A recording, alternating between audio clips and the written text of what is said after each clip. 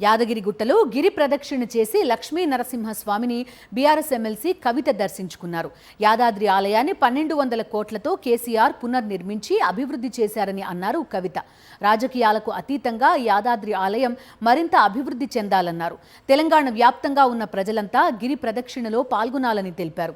కొత్తగా ఏర్పడిన ప్రభుత్వం సంవత్సర కాలంలో ఏం అభివృద్ధి చేయలేదని ఆరోపించారు కవిత.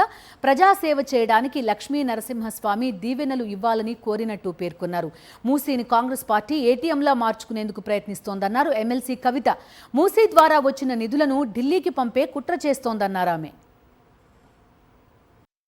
తయారు చేసుకోవాలి.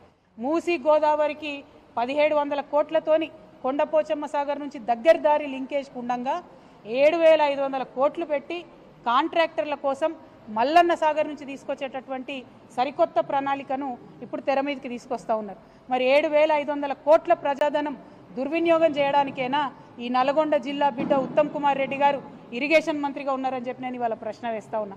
నేను మూసీ ప్రక్షాళన అంటే ఏంటిది? మూసీలో ఉన్న మురికి నీళ్లు ప్రక్షాళన చేయాలి.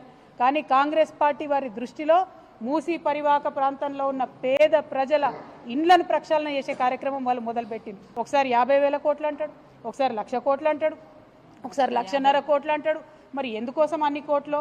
అందులో రియల్ ఎస్టేట్ ప్రాజెక్ట్ ఏందో, దానికి వరల్డ్ బ్యాంక్ నుంచి రుణాలు ఎందుకో ఇవాళ ఒక్కసారి నల్గొండ జిల్లా ప్రజలు దయచేసి ఆలోచన చేయాలి. మూసీ పేరుతోని మన రాష్ట్రాన్ని మళ్ళా ఏటీఎంగా మార్చి మూసీలో వచ్చినటువంటి మనీని ఢిల్లీకి పంపే ఆలోచన తప్పితే ఇంకోటి ముఖ్యమంత్రి గారికి లేదు.